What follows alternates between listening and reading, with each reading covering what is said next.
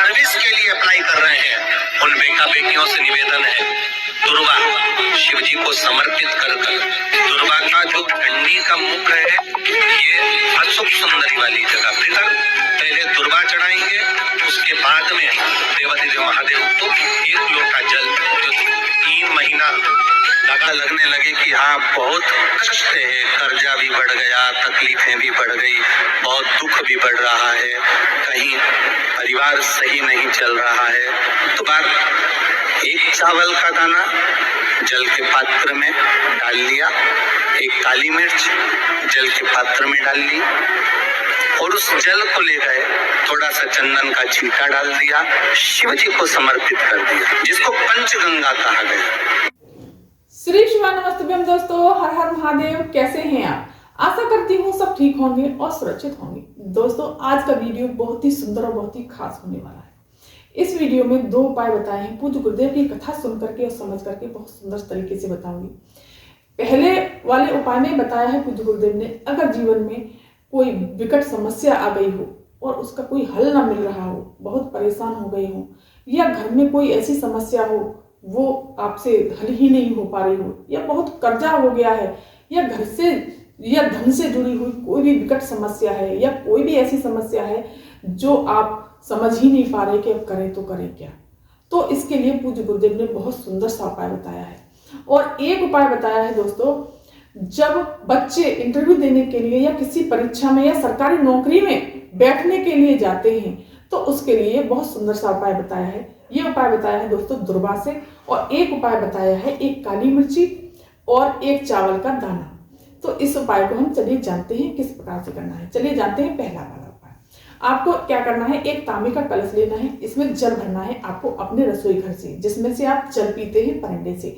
इससे वास्तु दोष खत्म होता है, साथ ही साथ पितृ दोष समाप्त होता है, और तो और दोस्तों काल सर्प दोष भी इस जल से दूर होता है। इसको ले लेना है और इसमें आपको एक काली मिर्ची डाल लेनी है। काली मिर्ची डाल लेनी है, एक काली मिर्ची डाल लेंगे दोस्तों, और एक डालेंगे आखा चावल, जो टूटा फूटा खंडित चावल नहीं होना चाहिए, एकदम साफ सुथरा और सुंदर सा चावल होना चाहिए। एक आखा चावल डालेंगे इसमें, इस प्रकार से एक चावल डाल लेंगे, और इसमें थोड़ा सा चंदन का छींटा थोड़ा सा इसमें डाल देंगे इस तरह से। और आपको सीधे पहुंच जाना है देवाधिदेव महादेव के शिव मंदिर पहुंच करके आपको 5 जगह जल समर्पित करना है। इसको बोलते हैं पंचगंगा जल। इसको क्या बोलते हैं दोस्तों? पंचगंगा जल। पूज्य गुरुदेव ने कहा है कि इस जल को आप, अगर ज्यादा विकट समस्या है और कोई समाधान मिल ही नहीं पा रहा है, या कर्जा बहुत हो गया है और कर्जे से मुक्ति नहीं मिल पा रही है, या घर में कोई भी ना कोई परेशानी आ ही रही है, तो आपको ये उपाय जरूर करना चाहिए। सबसे पहले आपको क्या करना है, गणेश जी के स्थान पर जल समर्पित करना है। तो आपको बता देते हैं दोस्तों गणेश जी का स्थान कौन सा है। शिवलिंग में महादेव का पूरा परिवार समाया हुआ है। तो गणेश जी का स्थान, ये गणेश जी का स्थान है, इधर कार्तिकेय जी का स्थान है, बीच में मोटी सी लाइन माता अशोक सुंदरी का स्थान, जो कि भोलेनाथ की सबसे छोटी पुत्री, सबसे प्यारी पुत्री, और ये कटी भाग है जहां शिवलिंग रखा हुआ है। ये है माता रानी का हस्तकमल और ये शिवलिंग। तो इन 5 स्थानों पर हमें श्री शिवाय नमस्तुभ्यम मंत्र का जाप करते हुए और अपनी कामना कहते हुए जल समर्पित कर देना है। सबसे पहले दोस्तों गणेश जी के स्थान पर समर्पित करेंगे, फिर कार्तिकेय जी के स्थान पर, फिर माता अशोक सुंदरी के स्थान पर, माता रानी के हस्तकमल पर, और फिर धीरे धीरे श्री शिवाय नमस्तुभ्यम मंत्र का जाप करते हुए अपनी कामना को कहते हुए भोलेनाथ से प्रार्थना करते हुए धीरे धीरे सारा का सारा जल समर्पित कर देंगे। और जो काली मिर्ची और चावल है, अगर उसमें से गिर जाता है तो कोई बात नहीं तो आप अपने हाथ से निकाल करके शिवलिंग पर समर्पित कर दें।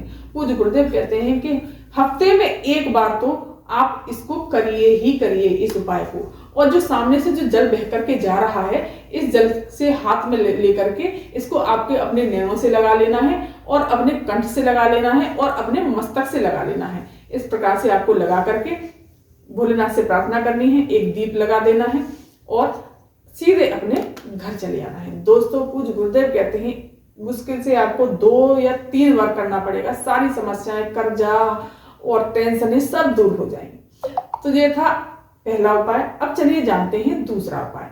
जो बच्चे एग्जाम की तैयारी कर रहे हैं या सरकारी नौकरी की तैयारी कर रहे हैं या प्राइवेट जॉब की तैयारी कर रहे हैं और काफी समय से प्रयास कर रहे हैं और वो निकल नहीं पा रहे, या पहली बार भी आप एग्जाम दे रहे हैं, तो आपको ये उपाय जरूर करना चाहिए। पूज्य गुरुदेव एक बात और कहते हैं दोस्तों, अपनी पढ़ाई में कोई कमी मत रखना, मेहनत खूब करना, मेहनत के साथ साथ आपको ये उपाय करना है। आपको क्या करना है, 1 लोटा जल लेना है अपने घर से, जो जिसमें से जल पीते हैं, इस तरह से आपको जल लेना है। एक ले लेनी है आपको दुर्वा।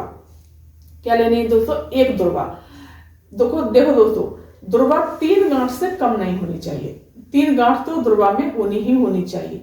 चंदन ले लेना है और चावल ले लेने हैं, मीठा ले लेना है, दीपक ले लेना है। दोस्तों ये चीज अगर ले जाना चाहते हैं, ये तो ऑप्शनल चीज है, अगर जल और दुर्वा ही समर्पित करना चाहते हैं तो वो भी समर्पित कर सकते हैं, कोई दिक्कत नहीं है। तो आपको इन सब चीजों को लेकर के सीधे पहुंच जाना है देवादेव महादेव के शिव मंदिर।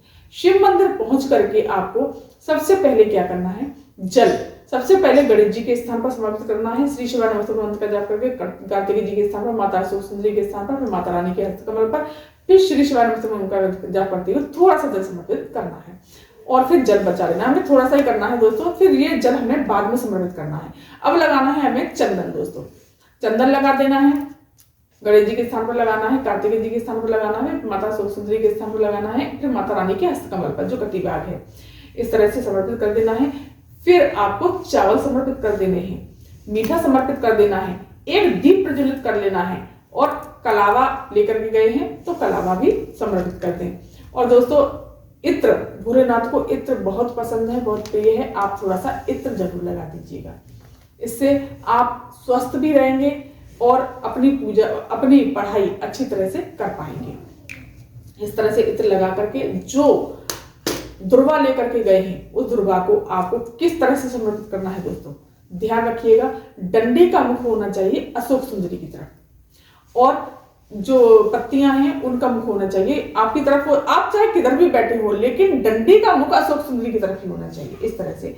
और श्री शिवाय नमस्तुभ्यम मंत्र का जाप करते हुए, अपनी कामना कहते हुए, वो जल जो है आपको सारा का सारा धीरे धीरे समर्पित कर देना है।